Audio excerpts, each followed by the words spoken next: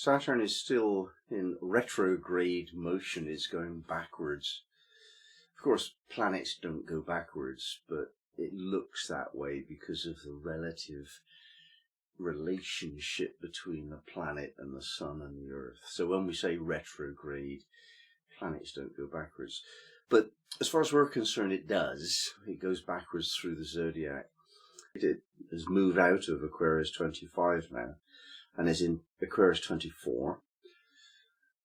What happens when planets generally retrograde is that they go back over old ground and check it out. And this is very useful indeed.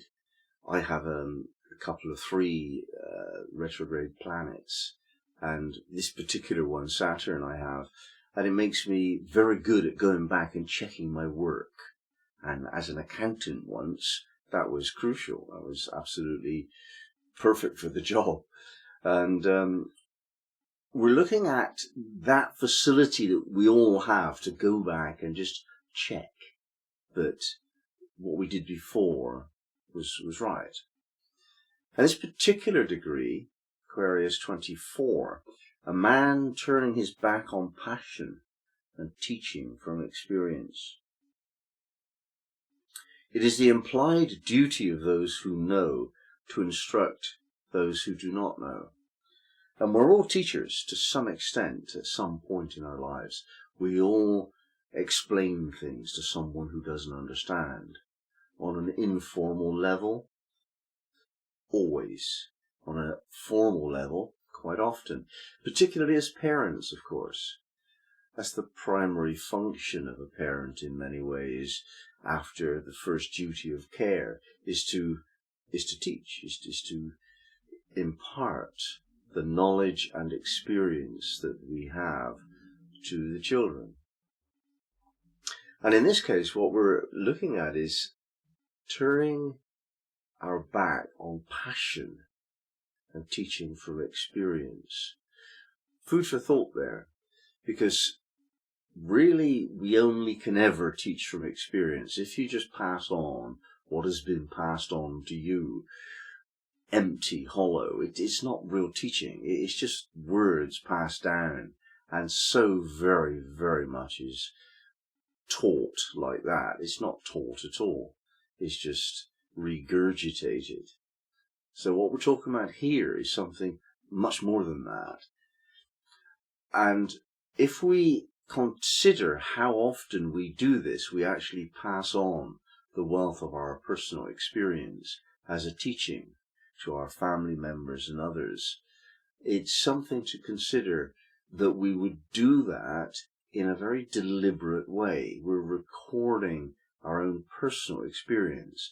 Whereas those people who teach passionately, they're trying to persuade you.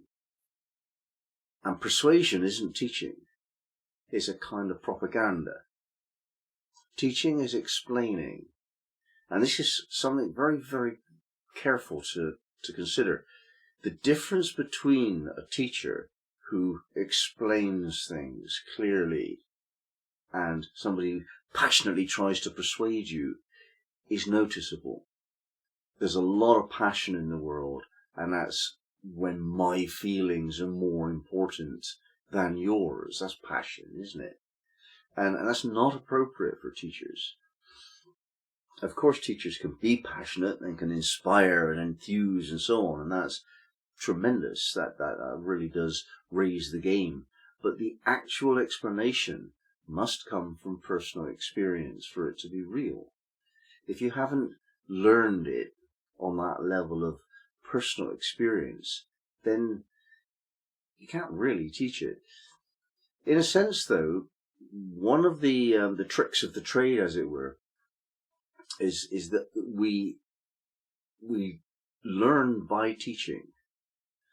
So if you haven't actually embodied a teaching, and let's talk about a spiritual teaching now. Let's talk about the ideas of what would be spiritual: kindness, compassion, goodness, truth, integrity, keeping your word, all of these spiritual principles. You may well agree with them philosophically, But unless you've actually changed your life so that you're living them as an example of how that teaching shows in a human behavior, well, then you haven't learned it, and you're not teaching it. It's not that you can't teach it, you're not teaching it. Because actually people will listen, but they won't take any notice of somebody who's not walking their talk. Not really. So you have to walk your talk. You have to actually do it. You have to experience it and show by what you're experiencing that you know what you're doing. You know what you think, and you know what your spiritual philosophy is. And it's Saturn. So it's a bit of a finger wagger. It's saying, if you don't do this, then there'll be a price to pay. Saturn's all about that, isn't it? Karma and so on. If you don't do it right, then this is what happens. And it's not actually got one of those heavy voices that authority figures like to use to wag their finger at you. Saturn doesn't have that. Our interpretation of Saturn has that. Not the same thing. Saturn is simply saying, look, you haven't understood this yet, have another go, especially when it's retrograde. It really emphasizes the opportunity that you have to sort something out now. And one of the things that is presumably underlined within this Sabian degree is the whole thing of teaching and therefore learning. You know, the processes of life include us having to learn that which we don't know yet, and then embody it and explain that we do now know it by showing that we're experiencing it, not just thinking it. I'll read some more. It is the implied duty of those who know how to instruct those who do not know. Sharing our experiences to teach others. Those of us who have taken a significant step towards deepening our level of maturity have a role to play in the development processes of others who have taken fewer steps. We are able to explain what is happening and what to do about it to another as they encounter similar challenges to what we have experienced. It is implied that there is a duty to assist another if we are able, as they struggle with a problem we have ourselves overcome. Now this is the fundamental binding force of community. A community passes on ancient knowledge and wisdom and spiritual teachings through the processes, the normal everyday processes of living together. And it is not lost just because we don't live around a campfire anymore. It is just in a different form. But it's something that we do have to take on as a burden of responsibility to help those people that actually can't help themselves. And Saturn retrograde through this degree is asking us, are we doing that? Are we doing everything we can to help our kids, most particularly? I think food for thought here, because the extent to which we are actually able to instruct kids is diminishing because there isn't a lot of respect nowadays for that relationship. So our first duty really is to make sure we are respected by our children in order that we can offer them the benefits of our experience.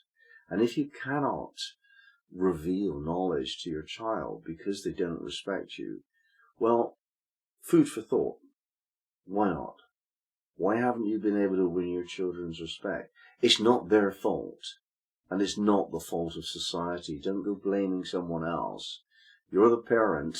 However difficult the job is, you've got to get that done. And by extension, that's true of anyone of lesser maturity and lesser awareness than you have. We have that responsibility.